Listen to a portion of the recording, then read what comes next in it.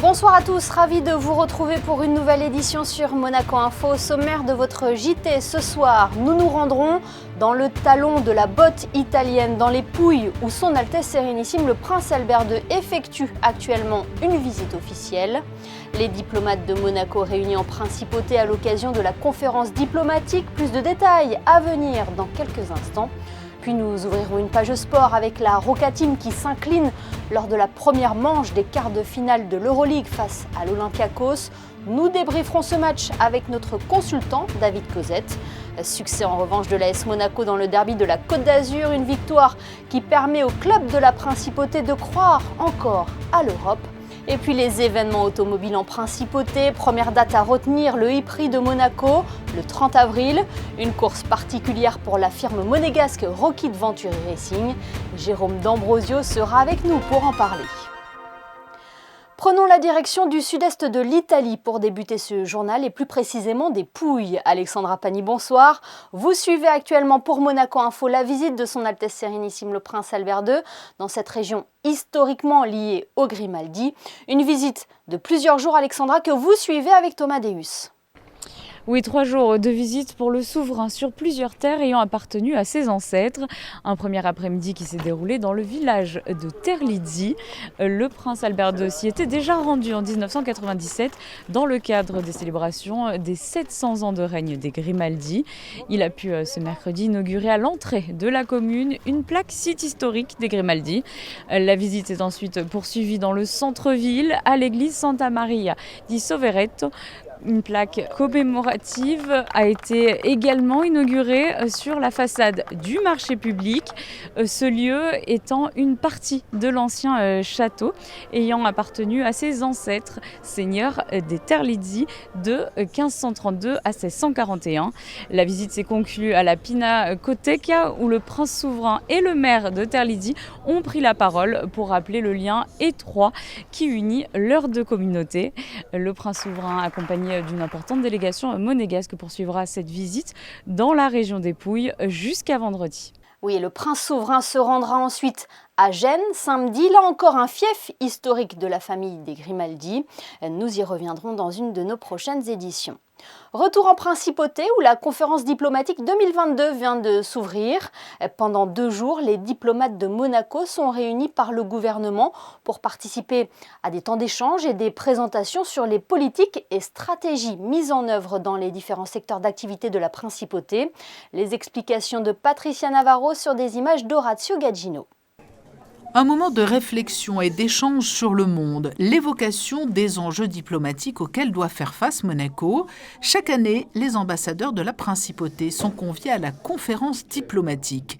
Et pour cette nouvelle édition, il aura notamment beaucoup été question des dossiers de l'actualité internationale, qu'il s'agisse de la gestion de la pandémie mondiale de Covid-19 ou du conflit en Ukraine.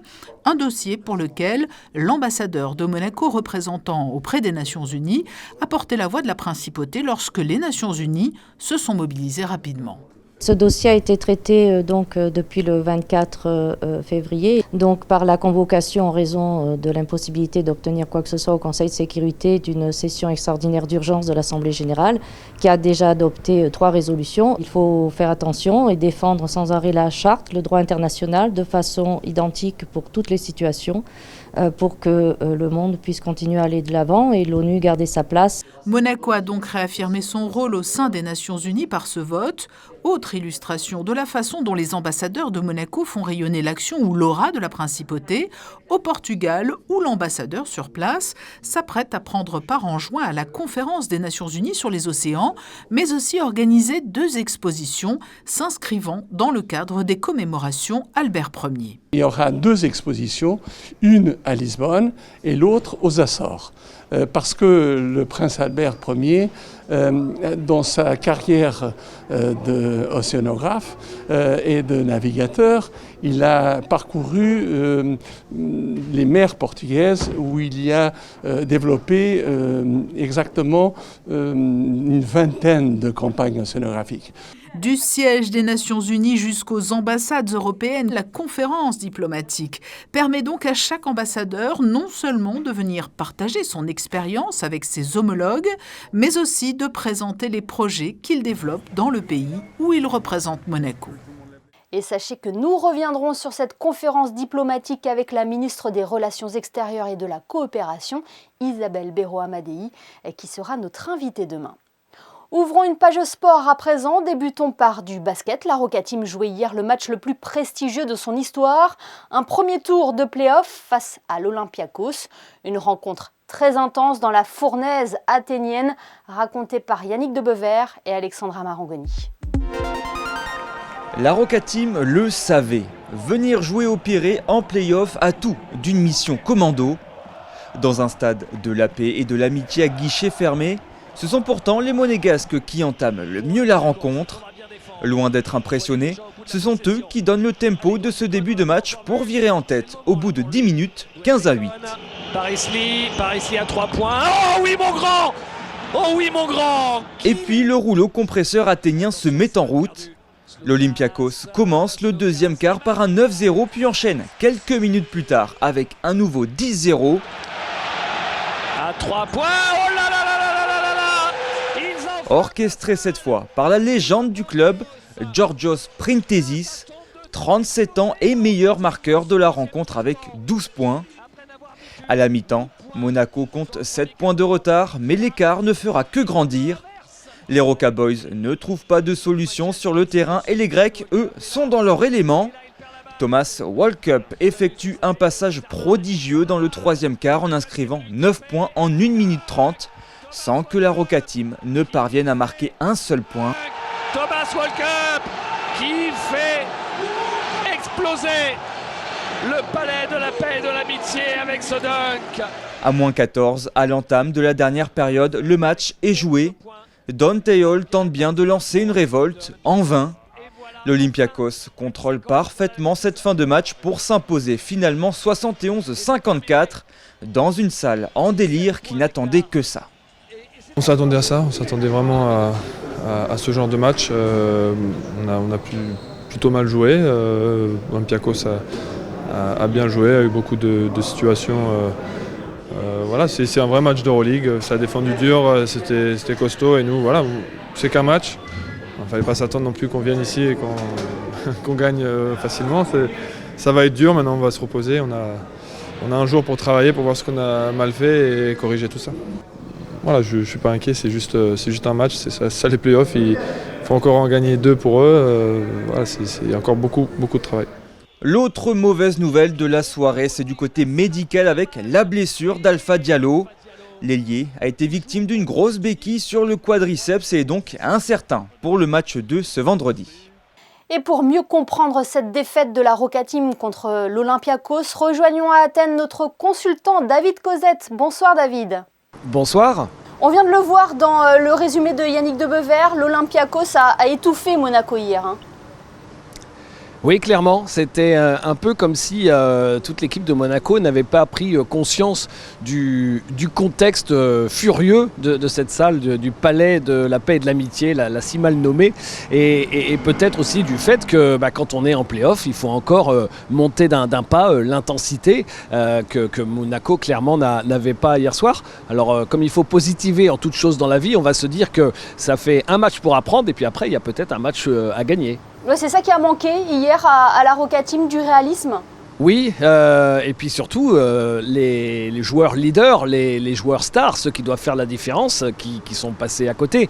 On pense à Mike James qui a eu du mal, mais il était archi ciblé évidemment, donc il a fait ce qu'il a pu. Après il y a eu d'autres joueurs qui sont passés complètement à travers. On pense à Dwayne Bacon. Peut-être que Dwayne Bacon, qui n'a pas forcément une énorme expérience de l'Europe, a peut-être été dépassé par le contexte. Je ne sais pas, mais en tout cas c'est une hypothèse qui mérite d'être posée, et tous les joueurs sur lesquels Monaco s'appuie sur ces dernières semaines, ils ont tous été un petit peu en difficulté.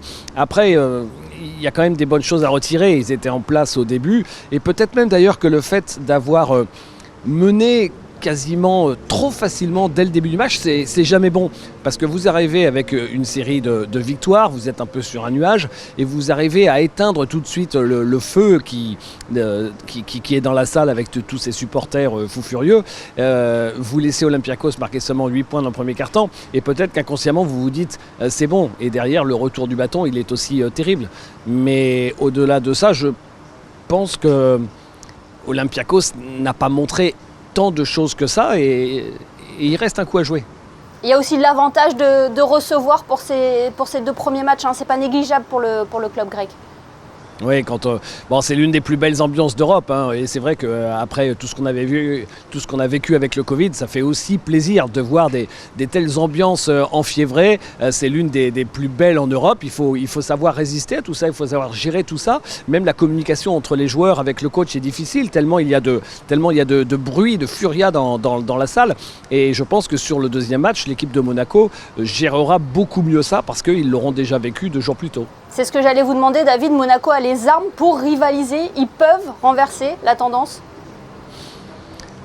Ce qu'il y a de sûr, c'est que ce match 2, il est déjà crucial et qu'il faut le gagner. Parce que si vous repartez de Grèce menez 2-0, même si vous réussissez à gagner les 2 matchs à la maison à Gaston-Médecin, ça veut dire qu'il y en aurait un 5e au Palais de la Paix et de l'Amitié. Et là, déjà que c'était bouillant au match 1, alors imaginez au match 5, c'est encore plus compliqué de le prendre. Donc ce match 2, il faut vraiment le prendre. Et Monaco en a les moyens. Ce qu'ils ont montré depuis 2 mois, ils doivent être capables de le reproduire. Ils avaient retourné le match à Milan avec beaucoup de maîtrise il y a quelques semaines. Ils ont été tout près d'aller gagner à Barcelone, alors que Barcelone est une équipe complètement intouchable en ce moment. Il faut se souvenir de ça pour y croire encore pour le match 2. Y croire, le match 2 donc demain à 18h sur notre antenne, commenté par vous, David Cosette, et par Ali Traoré. Merci infiniment d'avoir été avec nous depuis Athènes, David. Merci à vous. Et rendez-vous pour le match 2 de ces playoffs vendredi à 18h sur Monaco Info. Eux ont bien maîtrisé leur rencontre. En football, les Monégasques se sont offerts le derby de la Côte d'Azur. Ils ont battu Nice 1-0 grâce à un but de Golovin juste avant la pause. Grâce à cette victoire, l'AS Monaco passe devant les Niçois au classement et continue de penser à l'Europe. Je vous propose d'écouter le milieu de terrain monégasque Aurélien Tchouaméni à l'issue de cette rencontre. Victoire importante, on était sur 4 victoires d'affilée, là on enchaîne avec une 5e contre un concurrent direct. C'est bien, après le match de samedi contre Saint-Etienne est tout aussi important et on ne se prend pas la tête, on prend match après match et on fera les comptes à la fin. Il y a quelques temps de ça, on était dans une situation un peu plus compliquée, mais on a toujours été serein. On savait qu'à un moment, la tendance allait s'inverser. Fort heureusement, on est dans une bonne dynamique, j'ai envie de dire dans la meilleure période possible, puisqu'on est dans le sprint final. On grappille des places et on verra où on se situe. C'est vrai que l'année dernière, on a aussi eu une période où on enchaînait les victoires. Ça nous a permis de finir à cette 3e place. Après, chaque saison a son histoire. On a eu un peu plus de difficultés à certains moments durant cette saison. Mais là, on est en train de très bien finir. Il nous reste 5 matchs. Il faut continuer à prendre le plus de points possible parce que la course va être vraiment intense avec d'autres concurrents aussi. Donc, il faut continuer comme ça. Et en conférence de presse, l'entraîneur Philippe Clément a tenu à saluer l'état d'esprit de ses joueurs, la solidarité de son équipe, un aspect qu'il faudra conserver dès samedi face à Saint-Etienne pour rester sur cette bonne dynamique. Forcément, les supporters monégasques ont exprimé leur joie à la sortie du Stade Louis II hier. Nous sommes allés recueillir leur impression avec Lionel Bernardi. Écoutez. Ça fait plaisir, gagner dans le derby c'est toujours un grand moment, surtout pour nous les supporters. Et je pense qu'on a mérité la victoire tout simplement. Ça fait plaisir, en plus on repasse devant eux. Et j'espère qu'on va gagner jusqu'au bout et pour être en Ligue des Champions. Super, la Coupe d'Europe se rapproche. Je suis content, en plus on gagne un derby, c'est génial. En plus, qui plus est contre Nice, on prend des points par rapport à notre course à l'Europe, on les dépasse. Et que dire de plus? Maintenant, l'objectif Ligue des Champions, j'y crois. Ça faisait longtemps que je n'étais pas venue voir un match et là, franchement, j'ai vu quelque chose de bien. Faut plus les laisser passer devant, on est bon, on va chercher la qualification en Europe. Ça fait plaisir. Il fallait absolument gagner ce match pour rester compétitif à la hauteur de nos espérances, c'est-à-dire accrocher ce fameux podium qui nous enverrait en Ligue des Champions.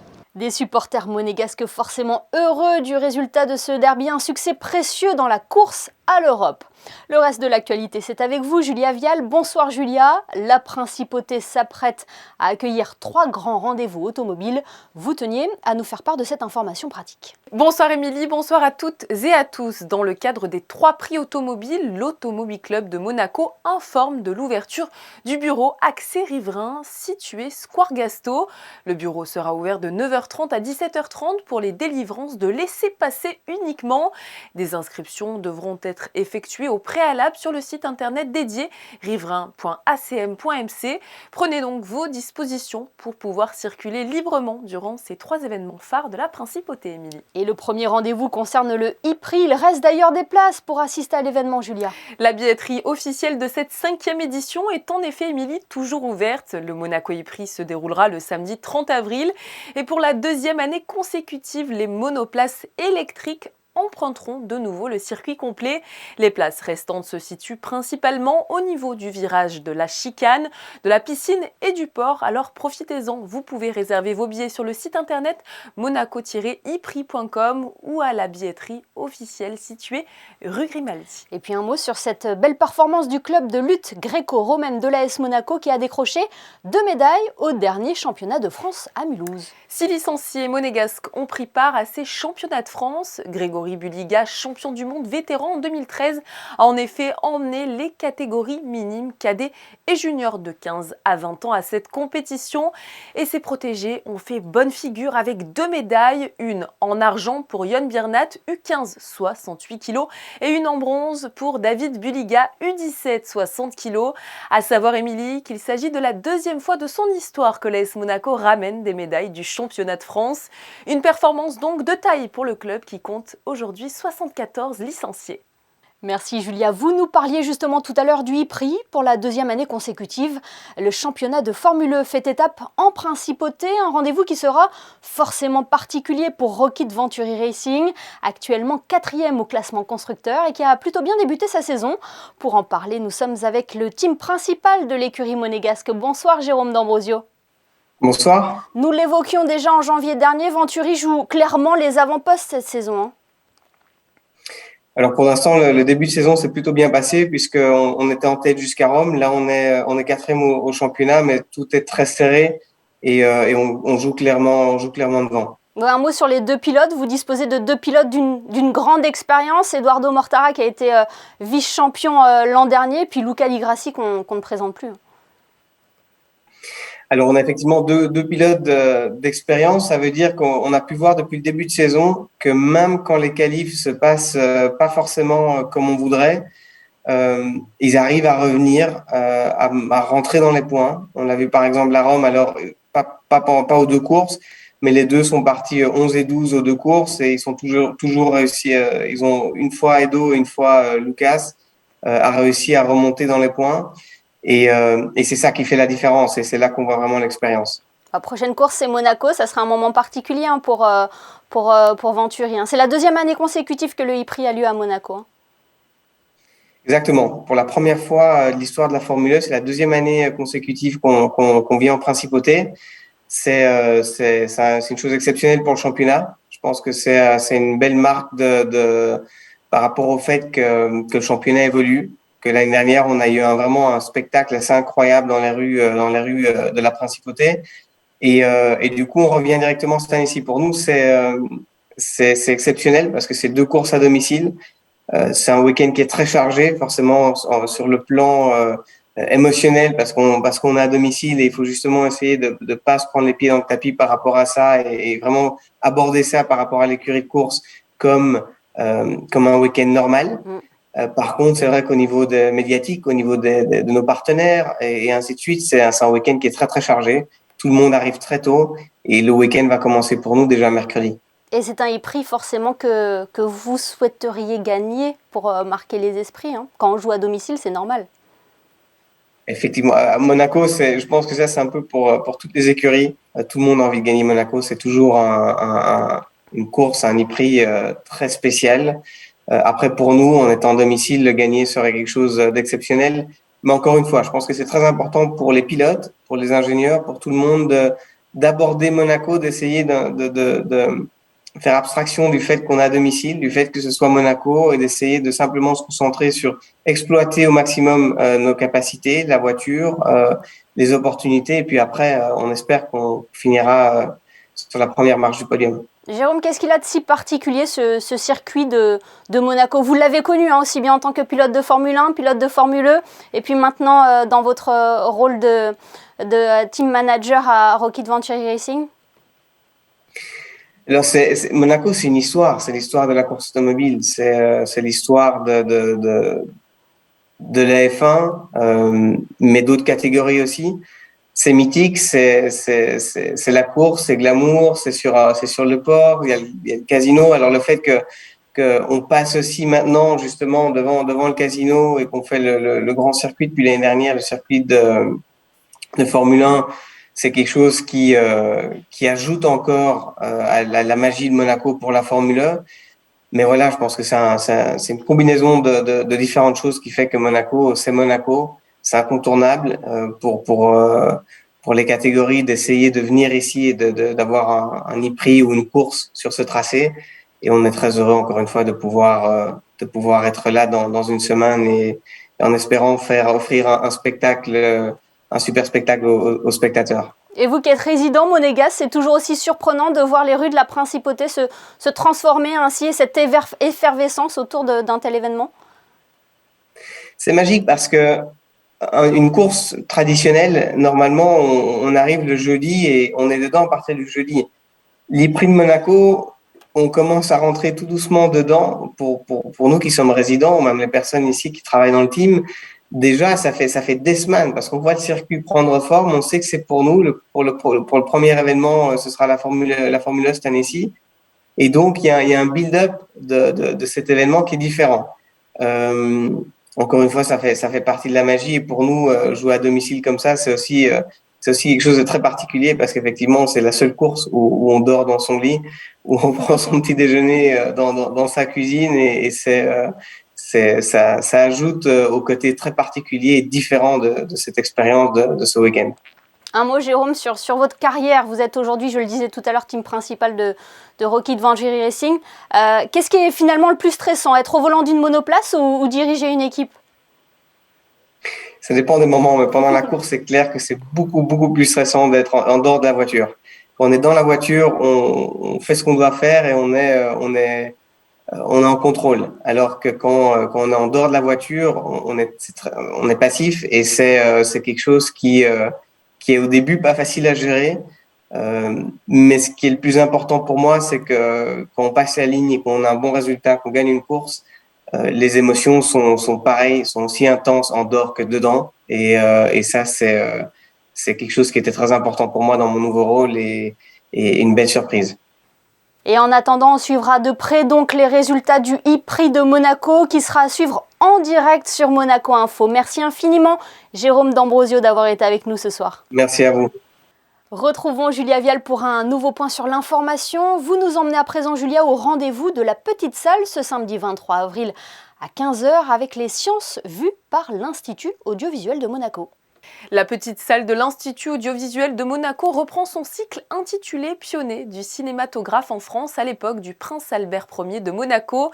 Une séance de projection conférence sera proposée dont le sujet sera le cinéma scientifique. L'événement sera animé par Béatrice Depastre, directrice adjointe de la direction du patrimoine du Centre national du cinéma et de l'image animée. Elle apportera quelques éclairages sur l'intérêt porté par les biologistes et les médecins pour le cinéma dès son apparition. Nous écoutons d'ailleurs à ce sujet Estelle Massé, la responsable de l'action culturelle à l'Institut audiovisuel de Monaco, au micro d'Alexandra Pagny. On est dans un cycle dédié aux pionniers du cinéma, toujours en écho avec ce prince Albert Ier, qui, pour le coup, a fréquenté même les personnes dont on parlera ce samedi-là, puisque là, on est sur le cinéma scientifique. C'était un amateur de sciences, féru aussi du cinéma, notamment pour ses pouvoirs, sa capacité à transmettre au plus grand nombre des choses qui n'étaient pas connues, qui étaient connues que des savants et des initiés. C'est le cas du cinéma scientifique. Le prochain rendez-vous de la petite salle sera le samedi 7 mai à 15h avec comme thématique cette fois-ci le cinéma animé. Autre rendez-vous, Julia, se organiser pour célébrer les 100 ans de l'Académie Régnier 3. 3 événements, Émilie, qui sont présentés comme une invitation à un voyage musical. Le premier sous forme de conférence musicale intitulée « Un premier siècle d'histoire » qui se tiendra le jeudi 28 avril à 18h30 à l'espace Léo Ferré et qui marquera le début des manifestations. Le deuxième événement sera le concert des anciens élèves de l'Académie le 18 mai prochain à 20h30 dans la prestigieuse salle de l'auditorium Régnier 3. L'orchestre des Carabiniers du Prince ouvrira le concert avant de céder la place à une 60aine d'anciens élèves. Enfin, pour clôturer les célébrations de cet anniversaire, le traditionnel concert de gala sera proposé comme chaque année et aura lieu à l'auditorium Régnier 3 le 15 juin à 20h30. Et enfin, l'amicale des aînés monégasque va se réunir de nouveau, Julia. En effet, Émilie, l'assemblée générale de l'amicale se tiendra à la Casa di Sochi le mardi 26 avril à 15h30. Les adhérents à jour de cotisation 2022 sont invités à assister à cette réunion. Le pot de l'amitié sera servi à l'issue de cette assemblée pour profiter d'un moment de partage. Et enfin, un dernier coup d'œil sur les prévisions météo. Quel temps fera-t-il demain ? Normalement, il ne pleuvra pas demain, Émilie, même si le beau temps ne sera pas non plus de la partie. En effet, le ciel va rester en grande partie voilé tout au long de la journée. Le vent se calmera cependant un petit peu. Concernant les températures, elles seront douces et comprises entre 13 et 19 degrés. Le 22 avril, nous fêtons les Alexandres et les Alexandras. Bonne fête à eux et à notre Alexandra Pani, à nous. Et il était important de le préciser. Merci Julia et merci à vous de nous être fidèles chaque soir sur Monaco Info. Notez bien ce rendez-vous sur notre antenne demain à 18h, la deuxième manche des quarts de finale de l'Euroleague. La Roca Team remet le couvert face à l'Olympiakos. Objectif victoire pour les Monégasques. En attendant, retour en images avec les photos de Manuel Vitali sur le match d'hier soir. Très belle soirée à tous et à demain pour une nouvelle édition sur Monaco Info.